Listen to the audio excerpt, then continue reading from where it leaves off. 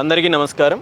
గత వారం రోజుల క్రితము పుంగనూరు నియోజకవర్గంలో నియోజకవర్గ స్థాయి బహిరంగ సభ నిర్వహించాలని బీసీవై పార్టీ ఆధ్వర్యంలో రైతుల సమస్యలపైన, నియోజకవర్గంలో ఉన్న సమస్యలపైన బహిరంగ సభ నిర్వహించాలని తలపెట్టినప్పుడు ఒక ప్రైవేటు స్థలంలో అన్ని సౌకర్యాలతో ఎవరికి ఎటువంటి ఇబ్బందులు లేకుండా సభ నిర్వహించడానికి ఏర్పాట్లు చేసుకుంటే పెద్దిరెడ్డి రామచంద్రారెడ్డి గారి మెప్పు కోసము పోలీస్ డిపార్ట్మెంట్లో ఉన్న కొంతమంది అధికారులు అక్రమంగా ఆ కార్యక్రమాన్ని అడ్డుకోవడంతో పాటు పూర్తిగా అక్కడ భయానక వాతావరణాన్ని సృష్టించే కార్యక్రమం చేయడము, అక్కడున్న మా కార్యకర్తలని, నాయకులని అక్రమంగా అరెస్ట్ చేయడము, అదేవిధంగా కార్యకర్తలపైన లాఠీ చార్జ్ చేయడము, లాఠీలతో బెదిరించడము, చెప్పులతో దాడి చేయడము, ఈ రాష్ట్రంలోనే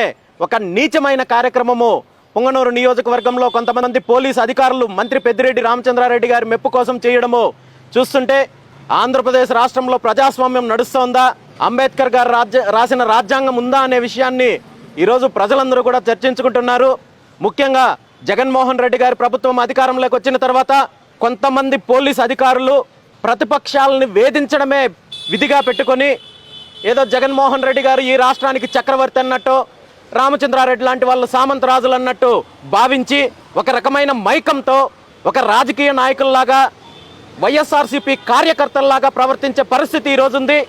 మరీ ముఖ్యంగా చిత్తూరు జిల్లాకు సంబంధించి ఎస్పీ రిశాంత్ రెడ్డి గారు, ఆయన ఒక యువ ఐపీఎస్గా ఐఐటి ముంబైలో గ్రాడ్యుయేషన్ చేసిన ఒక యువకుడిగా, ఒక ఐపీఎస్ ఆఫీసరు చిత్తూరు జిల్లా ఎస్పీకి వచ్చారంటే జిల్లాకు మంచి జరుగుతుంది, జిల్లాలో శాంతి భద్రతల సమస్యలు కాపాడుతారు, జిల్లా ప్రజలను కాపాడుతారని చెప్పి జిల్లా వాసులందరూ భావిస్తే దానికి విరుద్ధంగా ఒక వైసీపీ కార్యకర్తలాగా రామచంద్రారెడ్డికి బంట్రోతులాగా ప్రవర్తిస్తూ ప్రతిపక్షాలను వేధించడమే కార్యక్రమంగా పెట్టుకొని ప్రతిపక్షాల మీద, ప్రజా వ్యతిరేక విధానాల మీద పోరాటం చేస్తున్న ప్రతి ఒక్కరి మీద తప్పుడు కేసులు పెట్టే కార్యక్రమం చేస్తూ ఈరోజు జిల్లాలో ఒక రకమైన భయానక వాతావరణాన్ని సృష్టించే కార్యక్రమము చిత్తూరు జిల్లా ఎస్పీ రిశాంత్ రెడ్డి గారు మంత్రి పెద్దిరెడ్డి రామచంద్రారెడ్డికి మెప్పు కోసము ఇలాంటి నీచమైన కార్యక్రమాలు చేస్తున్నారు.